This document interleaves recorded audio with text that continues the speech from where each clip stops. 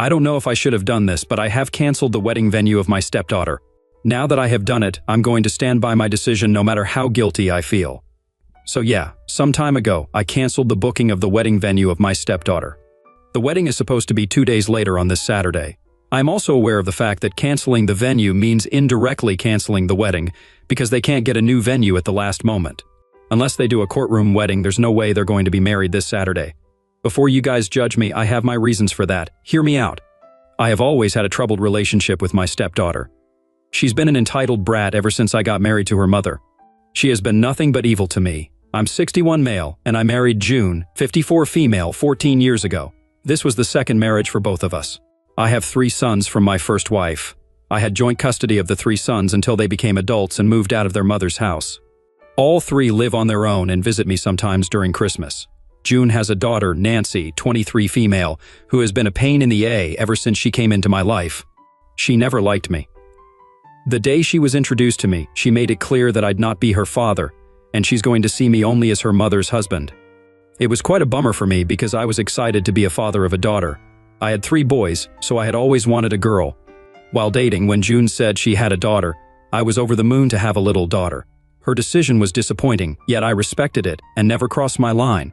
I thought I could become her friend and did everything to make her stay comfortable at my house. She was a notorious kid and gave her mother a tough time. She barely passed her school exams. She would sneak out of school and get into trouble with the teacher. She was even caught taking pills, for which she was suspended for a week. Most of the time, I used to ignore her evilness as teenage rage. I thought it would subside with time. I had seen it with my boys. They became calm and mature as the teenage years passed. So I encouraged June to be patient with Nancy when she grounded her. But Nancy is a different being. She was evil. Her teacher suggested we enroll her in therapy to ease her teenage turmoil, so we did. The therapy helped her a little. Her attitude towards me also got better. She wasn't bright in her studies. She said she wanted to drop out of high school and pursue modeling. June was against this. She wanted Nancy to complete her education and then do whatever she wanted. The situation blew up between them.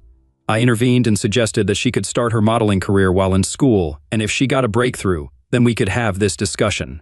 They both agreed to this, but I had to bear the cost of meddling. I paid for her portfolio shoot, makeovers, clothes, and God knows a lot of other stuff. I happily did it as a way to bond with Nancy. She also started treating me as her dad. Sometimes she even called me dad, and it brought tears to my eyes. Though she moved out after high school, she continued to reach out to me for money. Sometimes she even asked me not to tell her mother about it because June would get mad at her for taking money from me. She used to give me a reason that she was not getting enough modeling assignments, and if she told her mother, she would ask her to quit. Nancy was confident that one day her career would fly, and as a supportive dad, I stood by her. Eventually, she started reciprocating my feelings. Fast forward to 6 months ago when she announced that her boyfriend had proposed to her, and they were going to get married this spring. We were happy for her, but cautioned her to think again because her career was still unstable.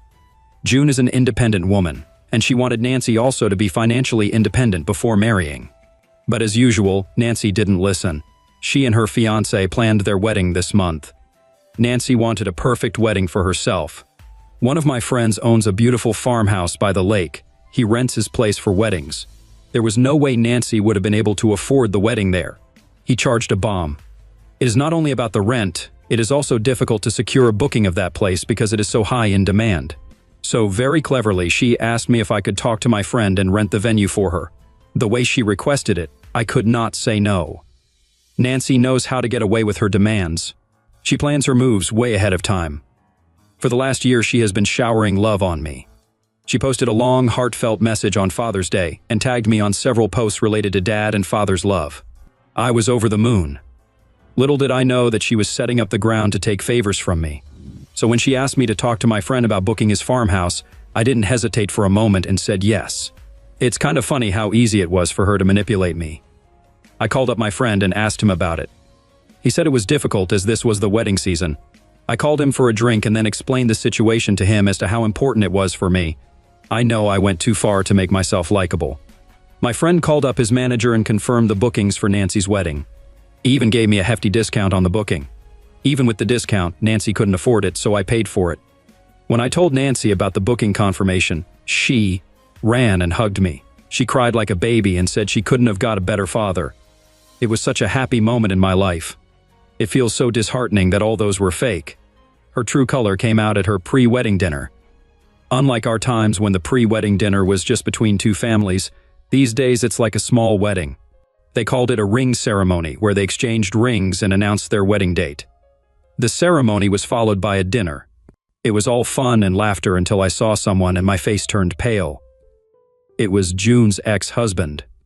June and I exchanged looks, and she was equally petrified to find him at the party. Nancy was too busy to be questioned at that time, so we let it slide. It is not like June and I have a problem with Nancy having contact with her biological dad. The thing is, her biological dad is an abuser. He's an alcoholic and a loser. He was leeching off June's income while mentally abusing her. When the mental abuse turned into physical, June left him for her own good. Since then, he has been a ghost to June and Nancy. If he had the slightest feeling for his daughter, he would have called her or tried to meet her, but he never checked on his daughter. So seeing him suddenly at the party was a shock for both of us. He was still a loser. One could say it with the way he was gulping free wine, sitting in the dark corner of the hall. I didn't have a good feeling about his presence, but we tried to brush it off, thinking Nancy would have called him just for formality. After the ring ceremony, she raised a toast to the man she loved the most. She described him as the one who always had her back, loved her unconditionally, and is the most important person in her life.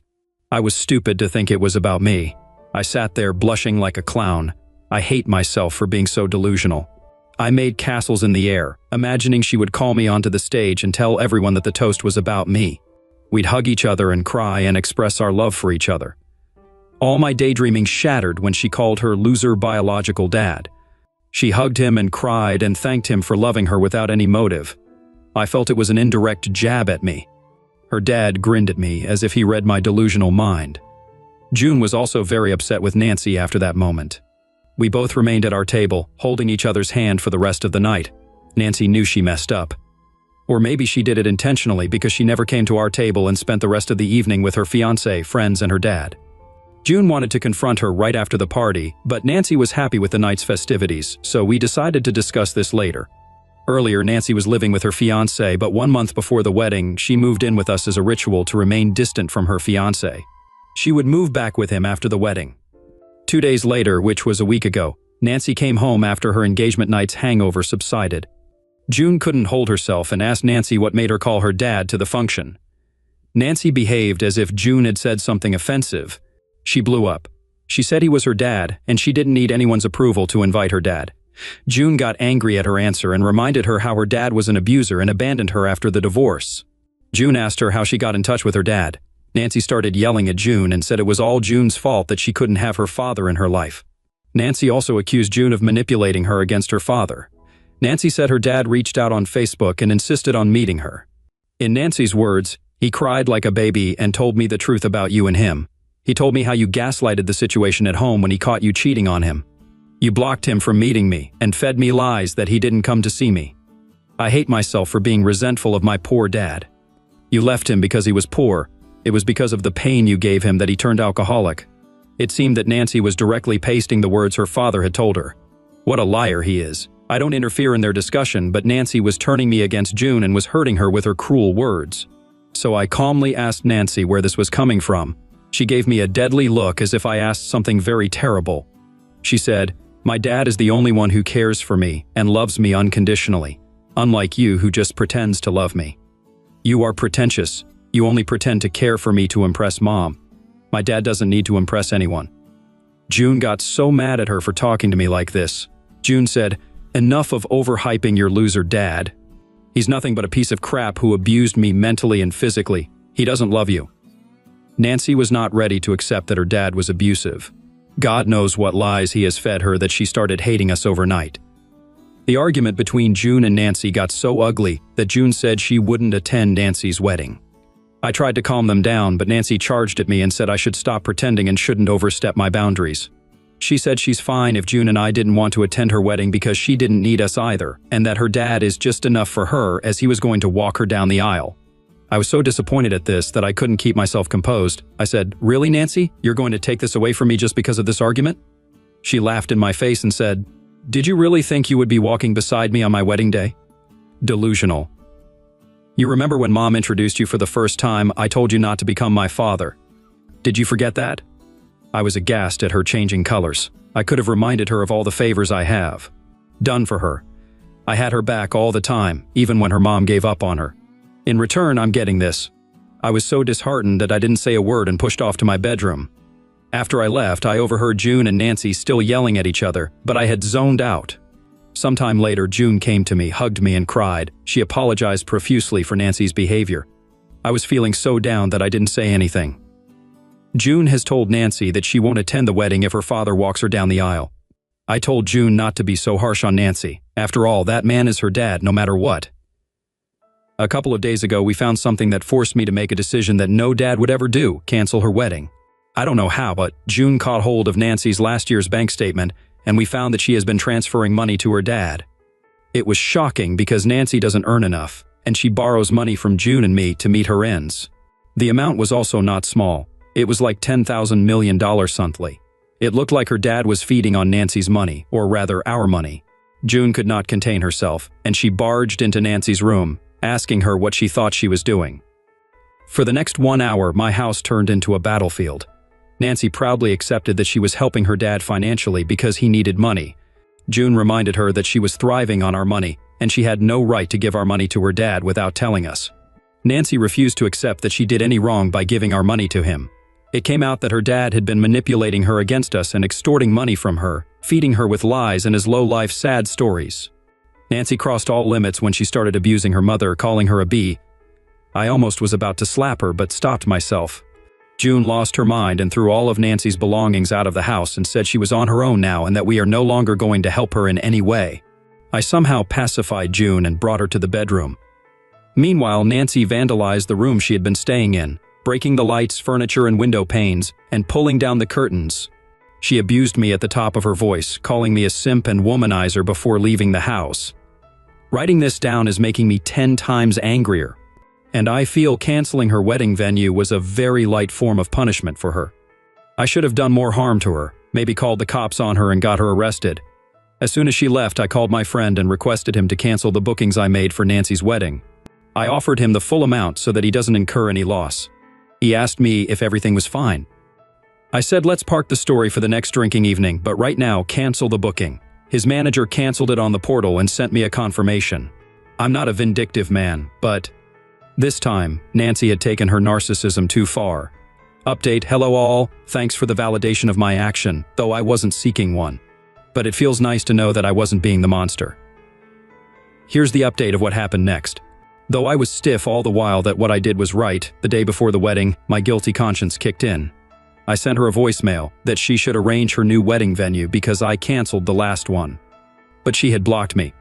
I felt relieved that at least I tried to do my last-minute damage control. Now it's on her. We just sat there at home to see what happened next.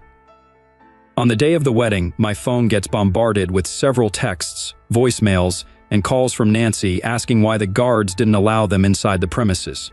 I saw my phone blowing up, but I didn't respond. It was fun to watch her helpless. She went as far as trespassing at the venue along with her friends. My friend called me up asking me what he should do because she was not ready to leave, giving the venue management a tough time. I asked him to call the cops on her and do whatever he would have done with other trespassers. He took the hint and called the cops and got them arrested.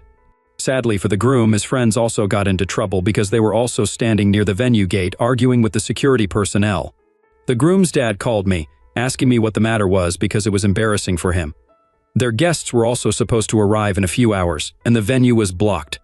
I told him the matter in brief, and he was shocked. He said he would quickly call up all his guests and tell them that the wedding is postponed. He was definitely irate, but didn't show his anger to me. June had blocked Nancy and said whatever happened, she was not going to help her anymore. The next day, the groom's dad called me and said he wanted to meet me. I refused, but he said it was important. He promised to keep it discreet. He showed up at our house. We were hesitant to open up in front of him, but he insisted that he needed to know the truth because his son's future is at stake. He was shocked to know the truth about Nancy and her dad because they have been fed with a different version of the story. Nancy has told her fiancé and his family that I was an evil stepdad and didn't let her meet her father, who was a golden man, and that June has cheated on him to marry me. P.S. June and I met 3 years after her divorce. He told us that the cops had arrested all of them, including Nancy's dad. According to the cops, he was the most notorious one, encouraging everyone to climb the wall and get inside the venue. The cops also revealed that Nancy's dad had been registered with other petty cases in the past.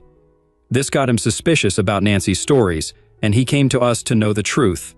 He said that he understood that no one would go to such lengths to cancel their daughter's wedding unless it's something extreme. I asked him if Nancy got married in court or what their next move was. He said they are planning a small wedding next month because they have exhausted a lot of money this time and didn't get a refund from caterers and decorators. He also gave a hint that there might not be any wedding because he's going to tell Nancy's truth to his son. He suspected that Nancy might be poaching his son's money to help her dad. Now that we have curled up our hands, 2 days ago we got a call on our house phone, and a man was yelling at June for ripping him off the free money. It was June's ex-husband. He was laughing like a maniac. He said it took him just one meeting and some tears to manipulate Nancy against us, and since then, he had been living on our money. Nancy was sending him money for his monthly expenditures. What a loser. He said now that we have cut off ties with Nancy, she's no longer helping him with the money, so he's going to disappear again. He's still that alcoholic loser he had been years ago. We have no update about Nancy yet. June and I have blocked her number, and she doesn't have a face to show up at our house after what she had done to us. Now, I don't feel guilty about canceling the venue. I feel proud of my decision. I'll be happier if her fiancé breaks up with her. I'll take the credit for saving his life.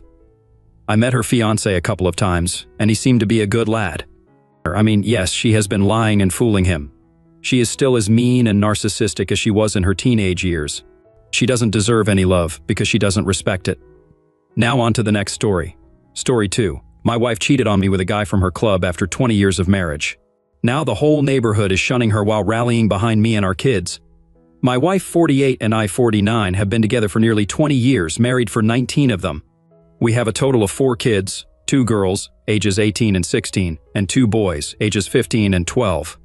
This year will be our 20th anniversary, though it's safe to say that I am not in the mood for celebrating that event. I'll never be celebrating it at all. The cheating never should have come as a surprise because my wife had been threatening to leave for a few years now.